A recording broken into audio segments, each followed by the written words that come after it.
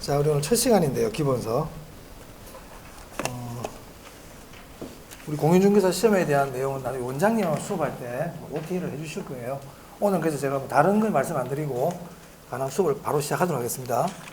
자, 우리 학계로는 오늘 1월 달에 저를 처음 보시는 분도 한두 분 계실 수도 있는데 1차 과목입니다. 1차 과목.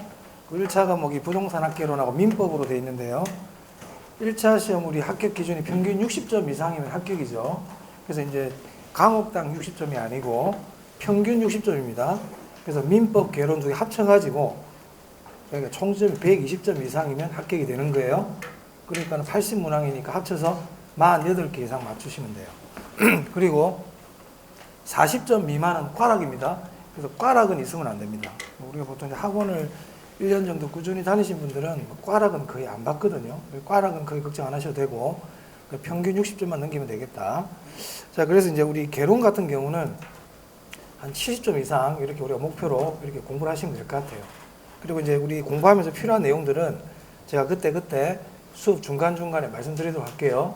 우리가 이제 기본서를 해야 될 양이 많기 때문에 바로 수업 들어가도록 하겠습니다. 자, 우리 목차를 한번 볼게요. 목차. 거기 차례.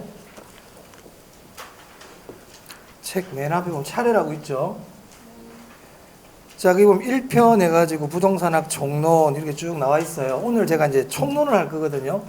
이 총론 부분에서는 한 두세 문제 나와요. 총론에서. 네.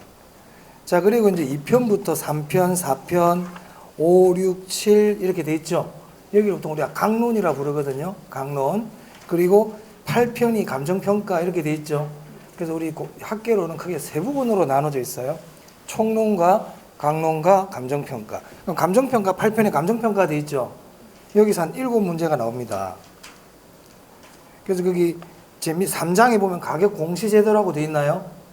3장에? 거기서 한 문제 나와요. 그럼 나머지 1장, 2장 여기서 6문제가 나옵니다.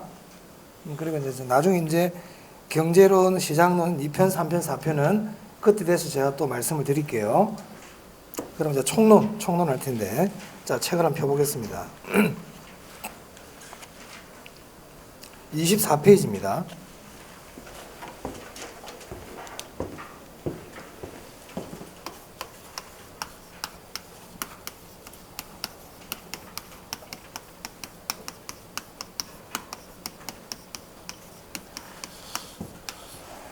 자, 이제 11월 달부터 수업 들으신 분도 계실 테고, 이제 1월 달부터 처음 들으시는 분들도 몇 분 계실 수 있는데요.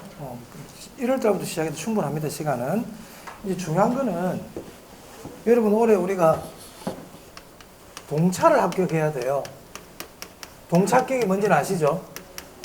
1차와 2차를 같이 한꺼번에 합격해야 된다. 맞습니까? 지금 우리 여기 동차 합격하러 왔지, 1차를 목표로 하신 분 없죠? 당연히 동차 합격을 해야 돼요. 그러니까 동차 합격을 하기 위한 조건이 있단 말이에요. 조건. 첫 번째 조건이 뭐냐면 제일 중요한 조건이 이거예요. 5월 말까지 1차 과목을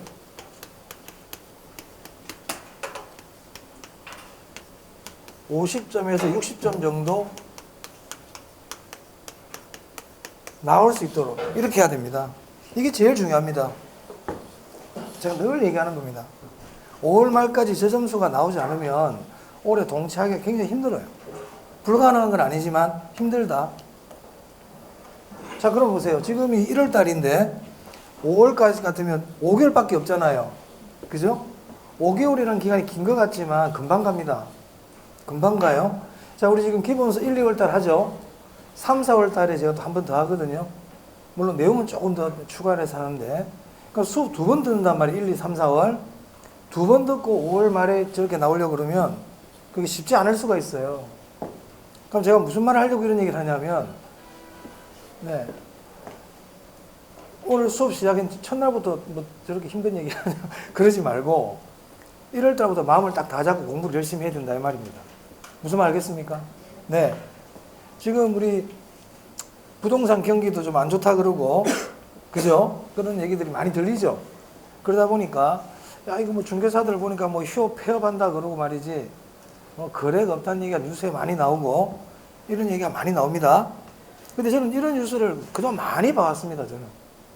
제가 여기 학원에서 강의도 하고 제가 학원을 하면서 그런 얘기를 뉴스를 많이 들어왔거든요, 예전부터. 그런데 그런 뉴스가 나오고 얼마 안 있으면 다시 거래가 살아난다는 뉴스가 곧 나옵니다. 저는 한 6개월이나 7개월 정도 지나면 다시, 올해는 좀 힘들 수 있어요. 올해 우리 합격하면 되잖아요. 여러분, 올해부터 중개할 거 아니죠? 올해부터 할 거 아니거든요. 그러니까 사실 지금 공부해야 돼요. 지금 공부하고 부동산이 조금 화랑이 됐을 때 그때 이제 우리가 돈을 벌어야 되는데 대부분의 사람들은 거꾸로 합니다. 야, 중개사들이 돈 번단다. 그럼 학원 온단 말이야. 그때 돈 벌어야 되는데 학원 와서 공부하러 오거든요. 거꾸로 하는 거 여러분 참 잘 오신 거죠, 어찌 보면. 그래서 어찌됐든 올해 동차를 깨게 되는데 그러려면 시간이 그렇게 많지 않다. 5월까지 1차 과목을 점수가 저 정도 따야 됩니다. 그러려면요, 5월까지는 1차 과목 중심으로 복습하는 게 중요해요. 선생님 매일매일 배운 거 매일매일 복습하면 안 됩니까? 됩니다. 되는데 그렇게 했을 때 1차 과목을 저렇게 받기가 쉽지 않아요. 여러분들이 매일매일 막 하루 몇 시간씩 공부를 많이 하지 않잖아요. 오늘 여러분들이 오늘 개론하고 민법이 언제? 수요일인가? 수요일이죠. 수요일날 민법 하고 있잖아요. 그럼 오늘 배운 개론을 오늘 복습하고 내일은 무슨 과목이에요? 공법. 공법 배운 거 내일 복습하고 민법 배운 거 그날 복습하고 이렇게 해가지고는 1차 과목이 일정 수준을 올리기가 힘들다 이 말이에요. 그렇게 해가지고 1차 과목 올라가지가 않아요. 그래서 일주일 동안 1차 과목 이런 시간을 많이 투자해 줘야만이 가능해요. 여러분들이 최소한 1, 2월 달에는 1차 과목에 일주일 동안 학습 시간이 한 6시간은 나와야 된단 말이에요. 그러면 개론 한 3시간, 민법 3시간, 4시간 이렇게 시간이 확보가 돼야 되거든요. 근데 그걸 매일 전 과목을 복습을 하면서 그런 시간을 확보하기가 쉽지 않습니다. 오늘 여러분들이 배운 내용을 집에 가서 복습을 해보세요. 몇 분 정도 걸리는지. 무슨 말 알겠어요? 그렇게 해가지고 1차 과목을 따라가기 힘들면 매일매일 복습하면 제일 좋지. 좋지만 그게 현실적으로 쉽지가 않더라는 겁니다. 제가 보니까. 이상은 그렇지만 이상적으로 안 된단 말이에요. 그래서 여러분들은 그냥 1, 2, 3, 4월 달은 무슨 과목 위주로 복습을 많이 해라? 그렇죠. 1차 과목 위주로 하란 말이에요. 아시겠죠? 그리고 2차 과목들은 수업은 빠지지 말고 수업 시간에 최대한 집중을 하고 그런 식으로 4월까지 하시면 되겠습니다. 그래서 5월 말에 저 점수가 나오는 게 굉장히 중요하다. 아시겠죠? 꼭 그렇게 해주세요. 자, 저거 하나 부탁드릴게요. 저거 하나. 그럼 올해 동차할 수 있습니다. 자, 24페이지 보시면 거기 보시면요. 부동산학의 정의라고 나와 있죠. 자, 우리 과목 이름이 부동산학 개론 아닙니까? 부동산학 개론이라는 거는 부동산학에 대한 전반적인 걸, 기본적인 걸 공부하는 걸 개론이라 그래요. 그래서 이게 보면 먼저 나오는 게 부동산학이 뭐냐 이거거든요. 별로 안 중요해요. 별로 안 중요해. 자, 이 부동산학의 정의를 보면 책을 한번 봐봐요. 양가로 1번, 2번, 3번 해가지고 각 대학의 교수들이 부동산학이 뭐다 하고 정의를 내려놓고 있죠. 보입니까? 별로 안 중요합니다. 이런 거 외우려고 그러지 마세요. 교수들이 하는 말은 다 달라요. 하지만 공통적으로 하는 말들이 있어요. 거기 보시면요. 파란색 글씨로 돼 있죠. 종합응용과학이다. 종합응용사회과학이다. 이런 말들 보입니까? 네, 그래서 부동산학은 뭔지는 모르겠지만 종합응용사회과학이구나. 이 정도 아시면 돼요. 그러니까 부동산학이 뭘까요? 부동산학은요. 부동산에 대한 공부예요. 왜 공부할까요? 부동산에 대한 공부를. 우리 인간은 부동산을 이용하거든요. 우리 인간은 부동산을 이용하고 있죠. 그럼 우리 어떻게 하면 우리가 이 부동산을 잘 이용할 수 있을까? 그걸 공부하는 겁니다. 그래서 금융도 배우는 거고 투자도 배우는 거고 이런 걸 다 배우는 거예요. 왜? 인간이 부동산을 잘 이용하기 위해서. 그래서 거기 부동산학의 정의 위에다가 인간 이렇게 하나 적어두세요. 인간과 관계 있어요. 인간이 빠진 거는 부동산학과 관계 없어요. 그래서 부동산학은 인간과 관계 있다. 인간. 그 정도 하시면 되겠습니다. 자, 오른쪽 한번 봐봐요. 자, 거기 보면 부동산학의 학문적 성격이라고 되어 있나요? 네, 거기는요.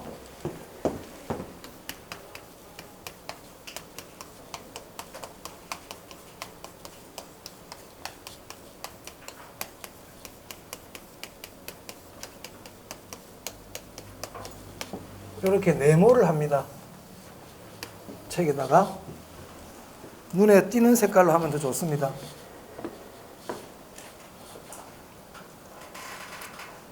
자, 우리는 학원에 왜 왔습니까? 합격하러 왔죠. 우리 시험에 합격하러 온 거죠. 그렇죠? 여기 우리가 부동산학에 대한 깊이 있는 심도 있는 논문을 쓰기 위한 공부를 한 거 아닙니다. 우리 여기 뭐 때문에 왔다? 합격하러. 그러니까 공부도 어떤 공부를 해야 돼요? 합격을 위한 공부를 하면 돼요. 합격을 위한 공부. 우리 철저하게 우리는 합격을 위한 공부를 한다. 그럼 부동산학의 학문적 성격 제가 네모하라고 그랬죠? 시험에 한 번씩 내는 파트입니다. 여러분 이거 아셔야 돼요. 부동산학의 학문적 성격. 자, 그럼 책에 한번 볼게요. 자, 양가를 1번 보세요. 부동산학은 종합과학이라고 되어 있나요? 종합과학 밑줄. 줄부터 칩니다. 그 밑에 응용과학 보이세요? 밑줄. 사회과학 밑줄. 구체적 경험과학이라 되어 있는데 구체적 밑줄. 일단 그 정도 줄 칩니다. 자, 그럼 볼게요. 자, 부동산학은 제가 조금 전에 밑줄 친 게 뭐냐면 종합과학이다. 응용과학이다. 사회과학이다. 구체적 경험과학인데 제가 구체적 줄치라고 그랬어요. 구체적 학문이에요. 이 네 개 암기하셔야 돼요. 암기. 종합, 응용, 사회과학이면서 구체적 학문이다.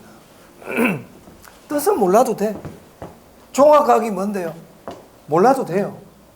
종합과학 뭔지는 모르겠지만 뭘 많이 모아놨나 봐. 그죠? 여러 학문들을 모아놨나 봐요. 응용과학은 뭐냐? 응용과학은 어디 뭐 적용하는 학문인가 봐요. 인간 생활에 적용하는 학문이에요. 응용과학이라는 거는 인간 생활에 적용하는 학문이다 말이야. 우리가 배운 거를 학문으로 끝나는 게 아니고 인간 생활에 우리가 적용시키겠다. 이게 응용과학이에요. 그래서 제가 아까 부동산학 할 때 인간이라는 말이 들어간다고 그랬죠. 사회과학 마찬가지입니다. 사회과학은 인간 사회와 관계되는 학문이란 뜻이에요. 인간 사회와. 뭐 구체적이라는 말은 무슨 말인지 아시겠죠? 자, 그러면 이것들이 반대말이 있어요. 반대말. 반대말. 반대말. 제가 이렇게 하는 건 반대라는 뜻이에요. 응용과학의 반대가 뭐냐면 그냥 학문 그 자체로서의 순수한 걸 얘기한단 말이야. 순수과학이에요. 응용과학의 반대말이 순수과학이 몰라도 돼. 그냥 응용과학의 반대가 순수과학이야. 응용과학의 반대말이 뭡니까? 이런 걸 묻진 않아요. 사회과학의 반대말은 자연과학이에요. 자연현상을 연구하는 거예요. 구체적인 반대말은 뭘까요? 이건 하나 외워두면 좋아요. 공부할 때. 구체적의 반대는 추상적입니다. 자, 그럼 보세요. 부동산학은 이런 성격을 갖고 있다고 그랬죠. 맞습니까? 근데 이거의 반대말이 이거라면서요. 그럼 부동산학은 이런 학문입니까? 이런 학문이 아닙니까? 이건 아니란 말이야, 부동산학은. 이게 중요하다고요. 부동산학은요, 자연과학 아닙니다. 순수과학 아닙니다. 추상적 학문 아닙니다. 우리가 이런 순수과학, 자연과학을요, 기초과학이라고도 그래요. 기초과학, 기초학문. 그럼 기초과학도 아니겠네? 기초과학도 아니겠네? 중요. 그래서 우리 책을 봅니다, 이제. 책. 자, 거기 약간 양가로 2번 봐보세요. 부동산학은 응용과학이다. 그렇게 되어 있는데, 첫째 줄 칠 준비. 부동산학은 순수과학 또는 기초과학이 아니라 이렇게 되어 있죠. 줄 칩니다. 아니라고 그랬어요. 아니라 그랬어요. 자, 그 다음에 양가로 3번. 사회과학이다. 그 밑에 첫째 줄입니다. 부동산학은 밑줄 치고, 부동산학은 밑줄 치고, 자연과학이 아니라 밑줄 치고. 부동산학은 자연과학 아니에요. 자연과학 아니에요. 자, 그 다음에 양가로 4번입니다. 그 밑에, 바로 밑에 부동산학은 밑줄 치고 추상적 학문, 가상과학이 아니라 이렇게 밑줄 치세요.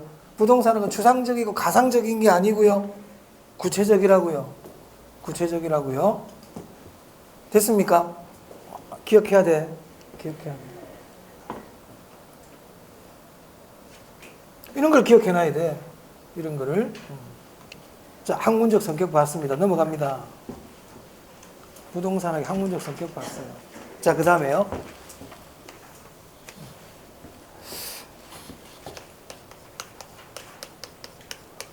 경제 주체에 대해서 좀 말씀을 드릴게요. 경제 주체. 이 경제 주체는 경제 활동을 하는 주인공이란 뜻입니다. 주체는 주인공이에요. 이 경제 주체는 공적 주체와 사적 주체로 나눌 수 있어요.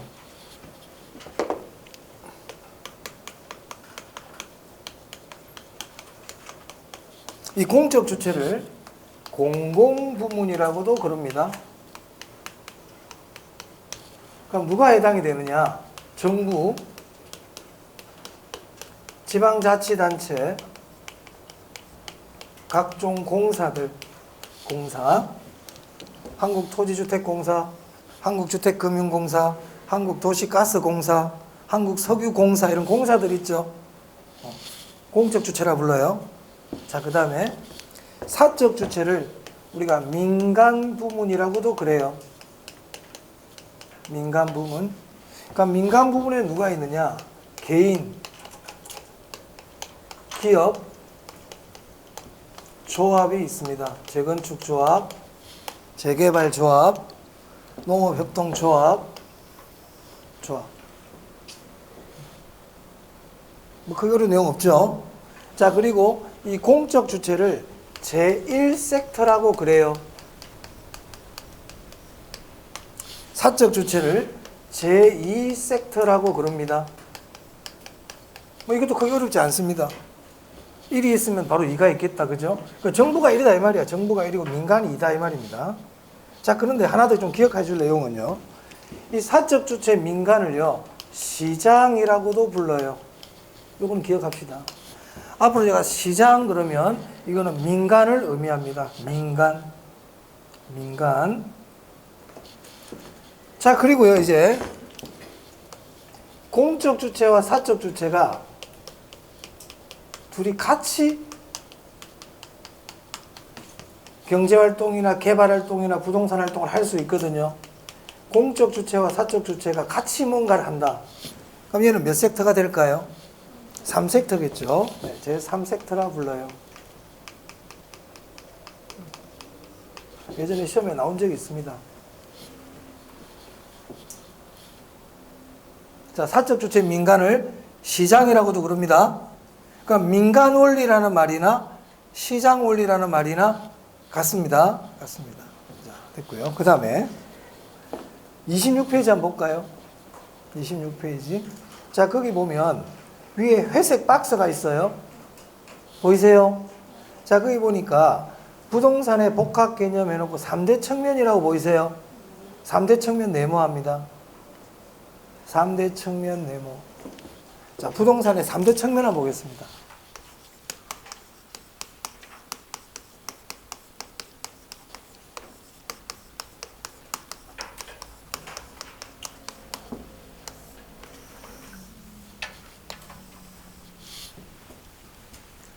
자, 부동산의 3대 측면이라는 건 뭐냐면요.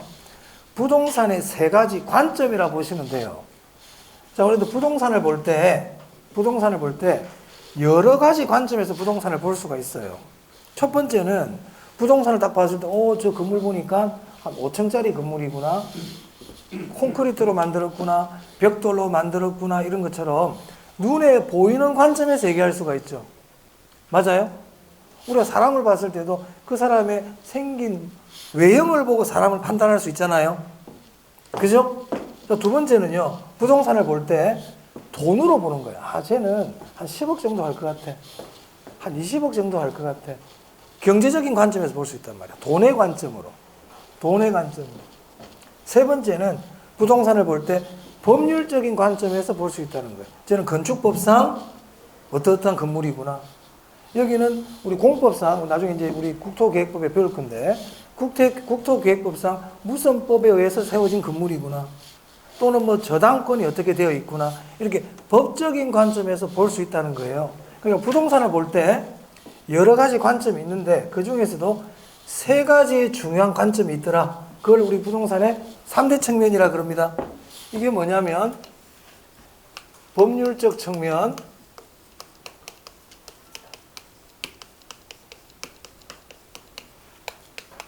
경제적 측면,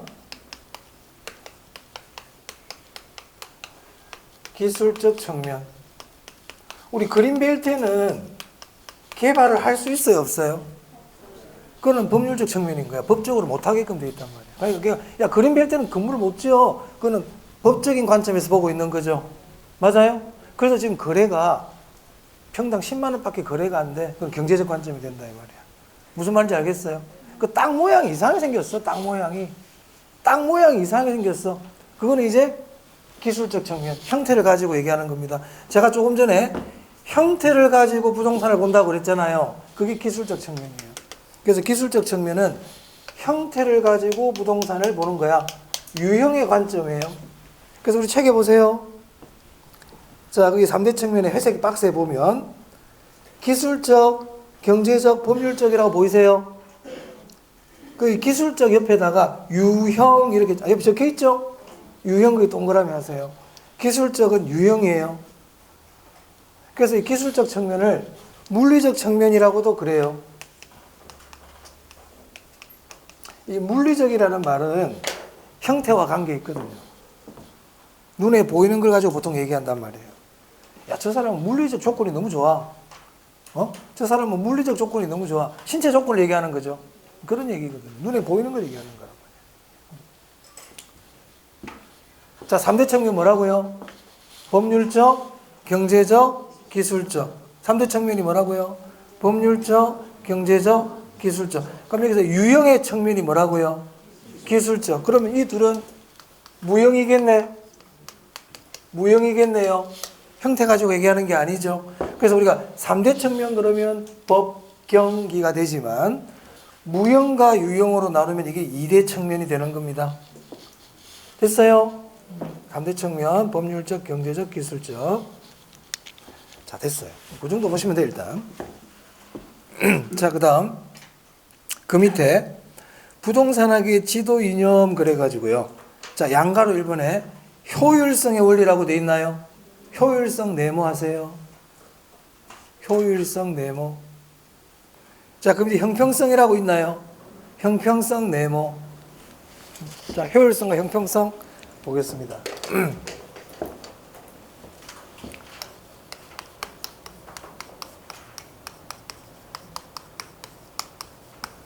제가 지금 안 하는 부분 있죠? 예? 그런 데는 여러분 볼 필요 있다, 없다? 없다. 굳이 안 봐도 됩니다. 제가 체크해 드리는 데만 봅니다. 체크해 드리는 데만. 저는 1월 달부터 좀 중요한 부분 체크를 다 해드립니다. 그래야만 5월 말에 50점 넘길 수 있는 거야. 아낌없이 대방출이야, 난 1월 달부터. 다 가르쳐줘. 자, 효율성과 형평성인데요. 자, 효율성, 형평성.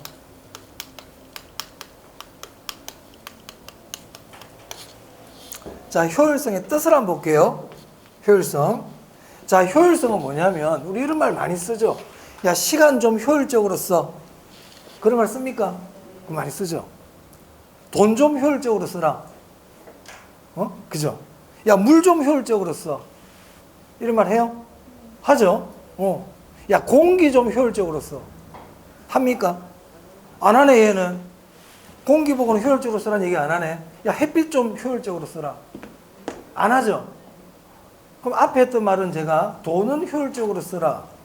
시간은 좀 효율적으로 쓰라. 이런 말은 여러분 한다고 하면서 공기는 효율적으로 쓰라. 이런 말은 안 한다고 그랬잖아요. 어떤 차이가 있는 것 같아요? 공기는, 그렇죠. 공기는 무한하죠. 우리가 무한한 것을 이용할 때 효율적이라는 말은 안 써요. 그러니까 효율적으로 사용하라는 것은 어떤 유한한 것을 이용할 때 그런 말을 씁니다. 그래서 일단 효율성은 이용과 관계에 있는데 한정된 자원의 이용과 관계에 있는 거예요.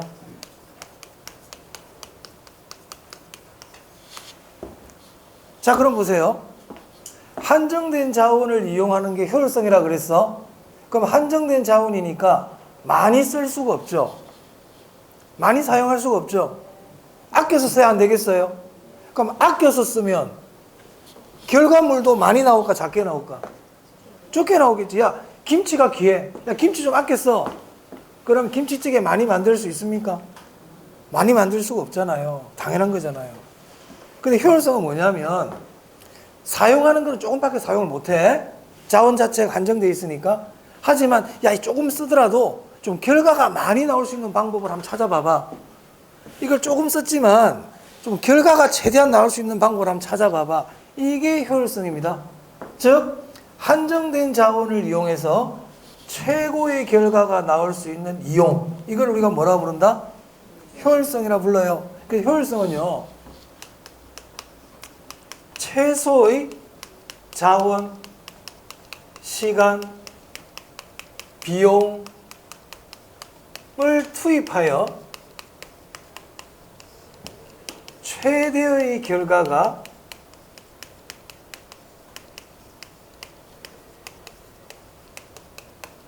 얻을 수 있는 이용을 얘기해요. 이런 거 막 외우려고 그럴 필요는 없어요. 아, 그게 효율성이구나. 이렇게 아시면 됩니다. 자, 그럼 보세요. 투입하는 거는 조금만, 비용은 조금만 넣고, 결과는 많이 나오고, 그러면 이윤이 커지겠네. 이윤이 커지겠죠? 그래서 이 효율성은요, 이윤 극대화인 거예요. 이윤 극대화. 이런 걸 우리가 뭐라고 부르냐면 경제 원리라고 그래요. 시장 원리라고도 그래요. 같은 말이에요. 같은 말이에요. 자, 그러면 이 효율성은 아까 우리 경제 주체, 공적 주체와 사적 주체가 있었죠. 누가 효율성을 더 중요하게 생각할까요? 그렇지. 그거는 기억한다. 효율성은 사적 주체, 민간가 더 중요시합니다. 지금 제가 노란색과 빨간색으로 적어둔 것 정도는 기억하시는 게 좋겠다. 효율성, 이윤 극대화, 경제 원리, 시장 원리를 의미하고 사적 주체, 민간이 더 중요시한다. 자, 우리 책 한번 볼까요, 그러면? 자, 그 효율성의 원리 동그라미 1번입니다. 자, 효율성의 원리는, 자, 줄칠게요. 경제적 원리로서, 경제 원리라고 그랬죠, 제가? 경제적 원리 밑줄, 최소의 비용을 투입 밑줄, 최대의 효과 밑줄, 이게 효율성이에요. 그래서 그 밑에 동그라미 2번 갑니다. 동그라미 2번. 민간 부분에서는 밑줄, 효율성의 이념이 더 중시된다. 밑줄. 그러니까 민간은 뭐를 더 중요시한다? 효율성.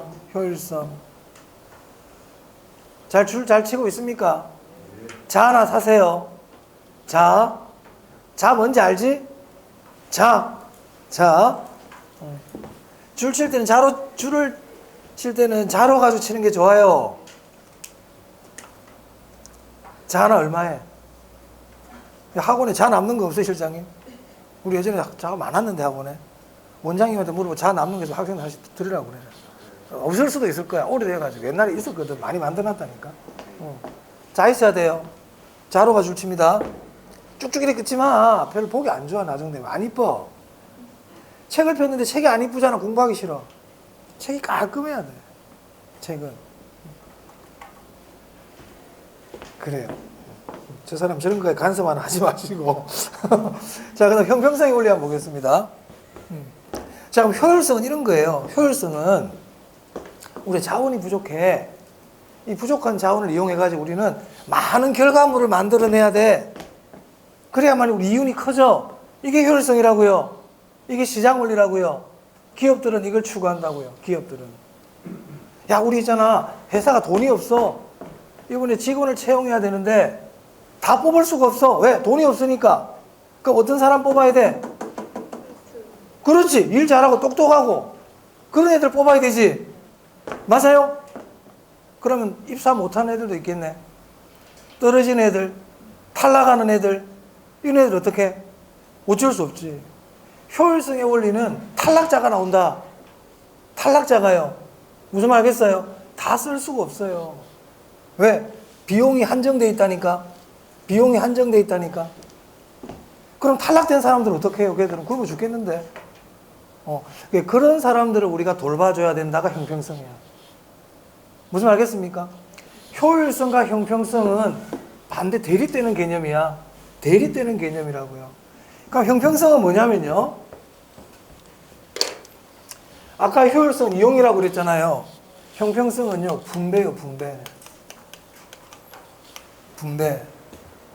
그럼 여기서 분배는 이렇게 생각하시면 됩니다. 경제적 약자, 저소득층,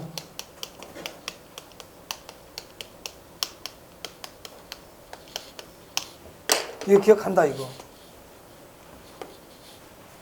기억해야 돼. 경제적 약자와 저소득층을 배려하는 것은 형평성과 관계 있습니다. 효율성과 관계 없어? 형평성과 관계 있어. 그러면 저 형평성은요, 공적 주체가 중요시할까요? 사적 주체가 중요시할까요? 이건 공적 주체가 더 중요시한다고요. 정부가 챙겨줘야 돼요.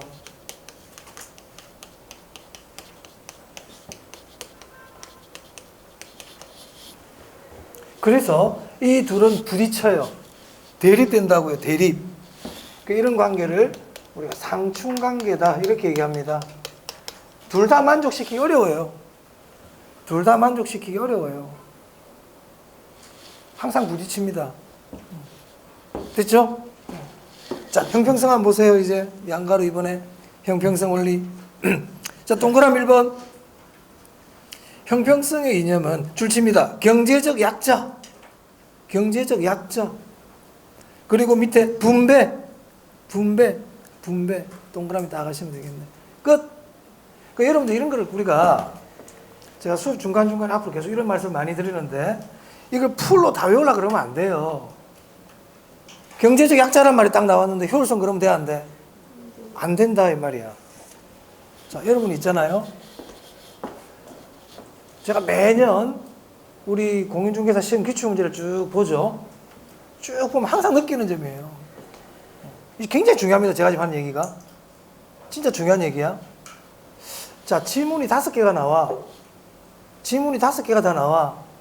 여러분들 5개를 다 할 필요 없어. 5개를 다 하려고 할 필요가 없어요. 그 5개 중에 힌트가 되는 걸 꼭 정확하게, 그러니까 답이 아니라는 걸 표시해 줬을 때 그거 하나만 가지고도 답을 찾을 수 있어요. 우리가 다 알아야만 푸는 게 아니에요. 우리 이 세상 살아갈 때 모든 세상의 법칙, 법, 이걸 다 알아야만 살 수 있습니까? 모든 지식 다 알아야만 살 수 있나요? 물론 그걸 다 알고 하면은 상위 1%가 될 수는 있겠지. 그죠? 부지런하고 지식도 많고 이런 사람들은 상위 1%가 될지도 모르겠어요. 하지만 우리 공인중개사 학개론 시험은 상위 1% 필요 없다. 우리는 그냥 60점 넘기면 된다. 무슨 말 알겠습니까? 우리가 세상의 모든 걸 다 알아야만 몰라도 살 수 있듯이 여기 있는 걸 다 알려 할 필요 없어요. 다 할 필요 없다고요.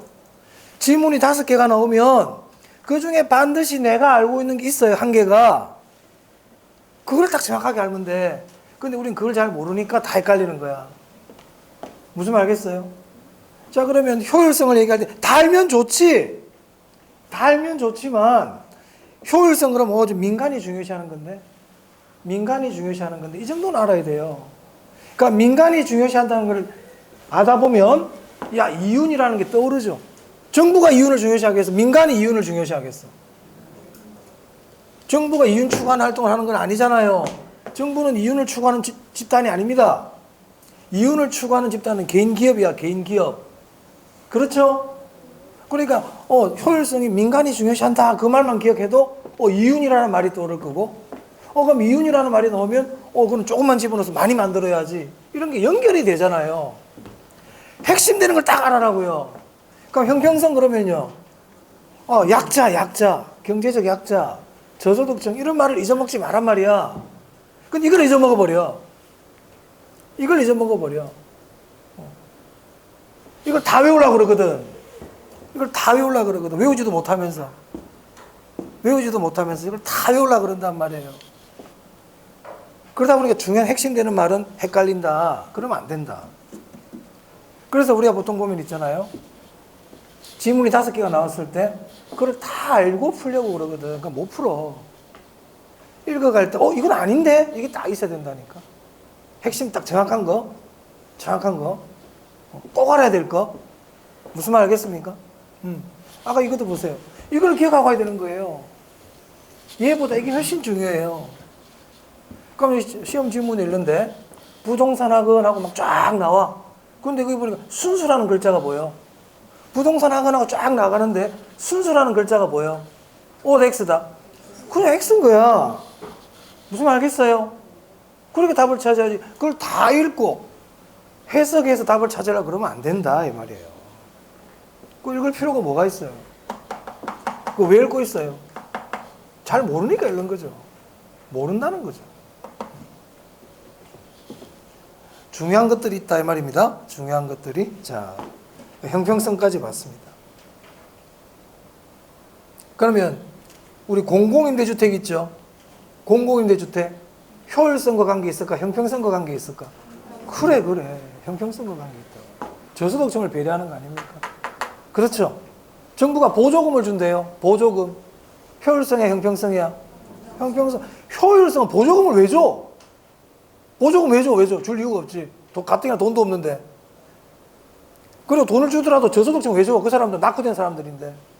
효율성 그렇게 생각하는 거야. 야, 잘하는 애한테 돈 더 줘가지고 얘가 더 잘하게끔 해야지. 야는 100원만 줘도 일 잘하는 애인데. 얘들은 500원 줘도 일 안 하는 애들인데. 효율성은 그런 원리란 말이야. 안 줘요. 얘들은 조금만 줘도 잘하는 애들이야. 그게 효율성. 형평성. 야, 안 되면 얘들은 불쌍하잖아. 애들도 돌봐줘야지. 이게 형평성. 됐습니까? 부딪히잖아요. 자, 그 다음에 27페이지입니다. 부동산학의 접근 방법이라고 보이나요? 보이세요? 거기 네모.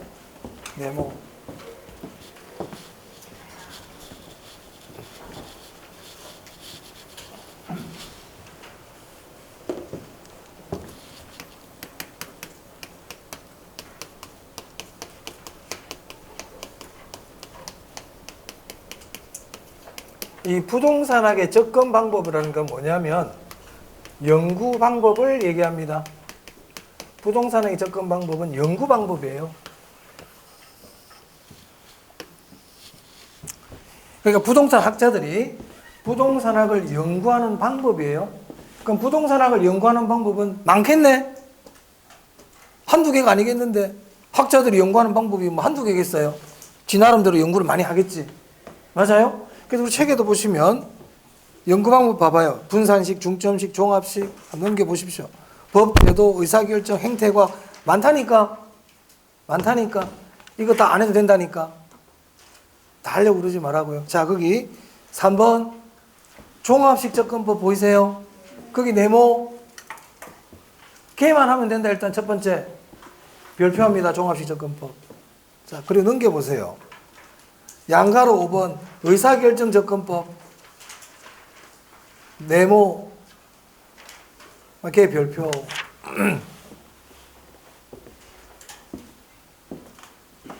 자, 종합식 접근법 봅니다. 종합식 접근법. 자, 종합식 접근법 딱 째려봐. 종합식 접근법. 그럼 종합식 접근법이라는 거는 종합식 연구법이겠네. 맞아요? 그럼 종합식 접근법이 뭘까 한번 생각해 보자. 여러분 나름대로 야 종합식이 뭔지는 모르겠지만 뭐 다 잡다한 거 다 두드려 가지고 연구하는 건가 보다. 맞아요? 자, 아까 제가 3대 측면이라고 있었죠. 3대 측면. 종합식 접근법은 이 3대 측면을 모두 다 고려한 연구 방법이에요. 종합식 접근법이 뭐라고요? 3대 측면 모두 고려한 연구 방법. 종합식 접근법이 뭐라고요? 그렇지. 그럼 3대 측면이 뭔데? 법률적, 경제적, 기술적. 그러면 종합식 접근 방법이라 이 말이 딱 나오면 거기 법률적, 경제적, 기술적 이 말이 있어. 있어야 돼. 없으면 안 돼. 자, 그럼 봐봐요. 종합식 접근법. 자, 동그라미 1번.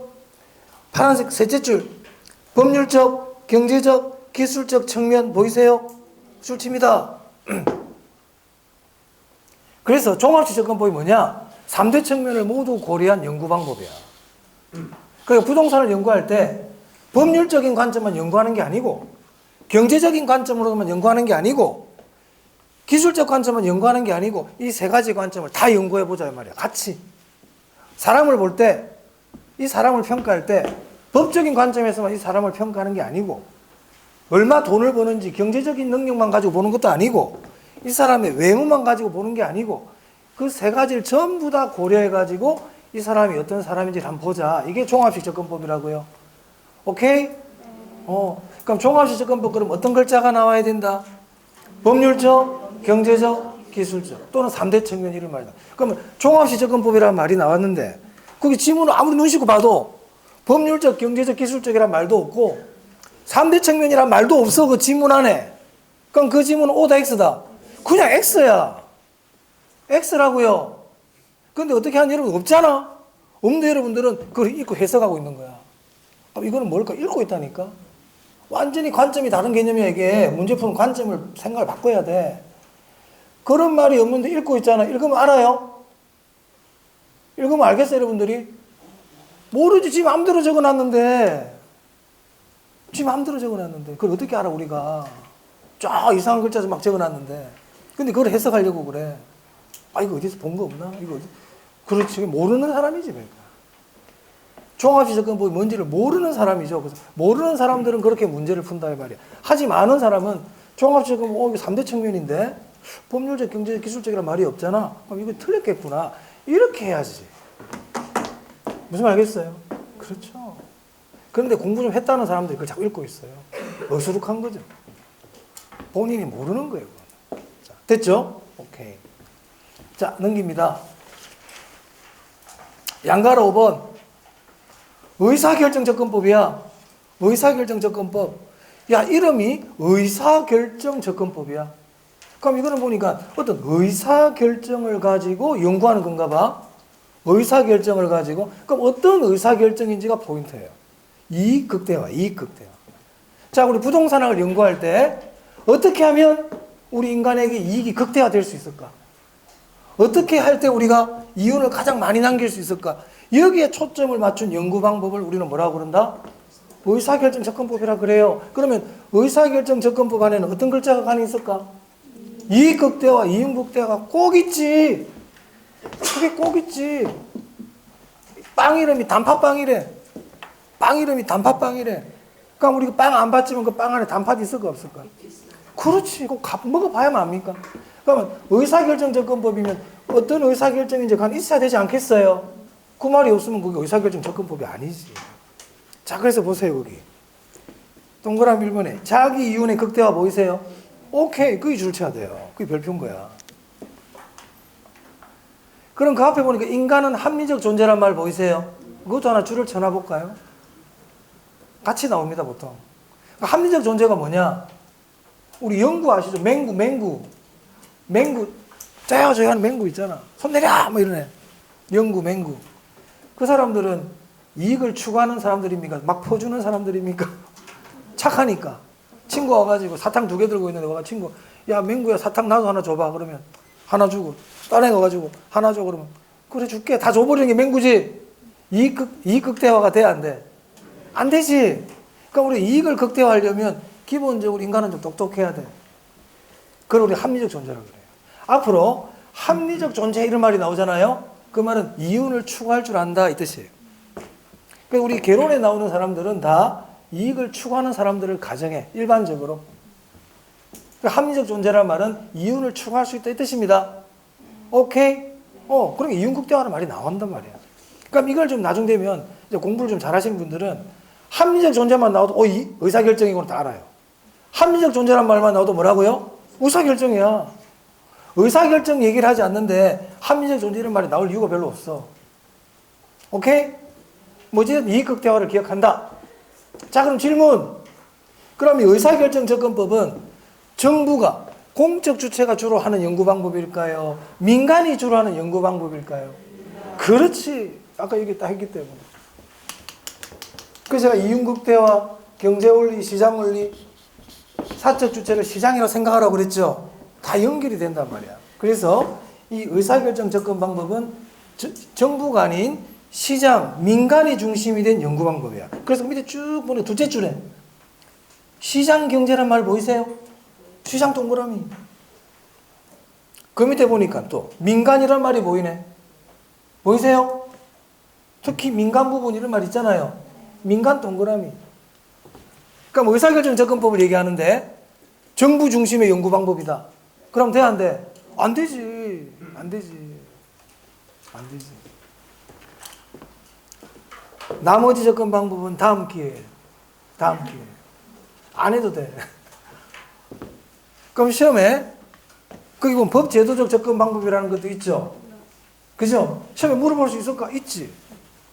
있지만 걔들은 답이 아니다. 그럼 답은 항상 뭐로 띄운다? 종합식과 의사결정으로 띄우는 거야. 그 두 개는 반드시 알아야 돼. 무슨 말 알겠어요? 그걸 알아야 된단 말이야. 법제도적 접근법 몰라도 돼. 뭐 법제도로 가지고 연구하겠지 뭐. 법제도적 접근법은 법과 제도를 가지고 하나 봐. 정부 중심이야. 그래서 걔는. 몰라도 된다고요. 하지만 종합식과 의사결정은 잊어먹으면 안 돼. 오케이? 네. 자, 그 다음 29페이지 통과. 30페이지 봅니다.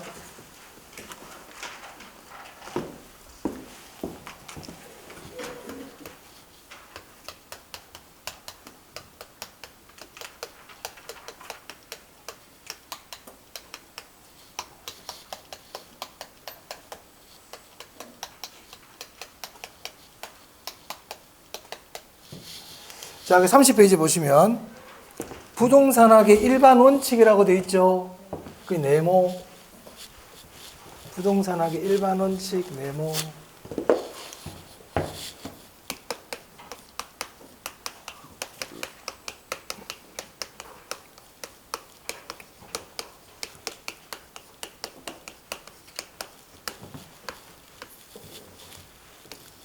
네 개 있어요. 네 개. 네 가지 나와요. 자, 우리 책에 봅니다. 자, 1번에 능률성의 원칙이라 되어 있죠. 양가로 1번에 그죠? 능 동그라미. 양가로 2번에 안전성 되어 있어요. 안 동그라미. 양가로 3번에 경제성 경 동그라미. 양가로 4번에 공정성 공 동그라미. 이제 우리에게는 능한 경공 되는데 능한 공경 이렇게 기억해 주세요. 노인 공경, 능한 공경. 그래서 부동산학의 일반 원칙은 능률성, 안전성, 공정성, 경제성. 됐나요? 이 네 개 제목만 알아두세요. 그럼 여기 다음 중 부동산학의 일반 원칙이 아닌 것은 그럼 찾아낼 수 있어야 돼. 이 네 개 말고 다른 게 적혀 있을 수 있다고요. 전달성의 원칙이라든지. 이런 말 있으면 안 되지. 합리성의 원칙. 뭘 넣을지 어떻게 알아? 아무거나 막 집어넣겠지 뭐. 네 개 기억한다. 자, 그리고 거기 능률성의 원칙 봅니다. 양가로 1번에. 자, 거기 보니까 체유효 이용의 원칙이란 말 보이세요? 거기 줄 치세요. 체유효 이용의 원칙은 무슨 원칙 안에 들어있어요, 지금? 능률성의 원칙과 관계 있어요. 체유효 이용의 원칙은 무슨 원칙과 관계 있다고요? 능률성의 원칙과 관계 있어요. 이 정도만 알아두세요. 여러분, 체유효 이용이라는 말이 한 번씩 우리 책에 나오는데 체유효 이용 나오면 지금 이렇게 기억하면 됩니다. 최고 최선의 이용이다. 체유효 이용 그러면 최고 최선의 이용을 얘기해요. 여기 우리 신정동 이 비싼 땅에 여기다 논을 만들어 가지고 딴 데는 다 지금 상가고 주택인데 여기 논농사 하면 돼야 토지 이용이 최유효 이용 같아 아닌 것 같아? 그러지 최유효 이용이 아니라. 그럼 최유효 이용은 효율성과 관계 있을까? 형평성과 관계 있을까? 그렇지. 토지는 한정돼 있단 말이야. 그럼 이 한정된 자원을 가지고 우리가 어떻게 이용해야 될까? 최유효하게 이용하라고. 그러니까 효율성을 알 뜻을 아니까 대답할 수 있죠. 그래서 최유효 이용은 효율성과 관계 있습니다. 오케이? 네, 그렇습니다. 최고 최선의 이용이에요. 그 정도 보시면 되겠어요. 능한 공경. 부동산학의 일반 원칙. 능한 공경. 능이 능률성이죠. 능률성의 원칙 안에 뭐가 들어있다? 최유효 이용의 원칙이 들어있다. 이렇게 아시면 되겠네요. 우리 시험 어렵게 안 내거든요. 어렵게 안 내니까 겁을 낼 필요 없어요. 겁을 낼 필요 없다고. 제가 아셔야 되는 것만 정확하게 알고 있으면 됩니다. 정확하게. 그 부분을 정확하게 알고 있으면 돼요. 자, 그 다음 31페이지. 부동산 활동의 속성인데 여기는 제가 3월달에 하겠습니다. 별로 많이 안 물어보기 때문에요. 자, 조금 쉬었다가 34페이지 부동산의 개념 하도록 하겠습니다.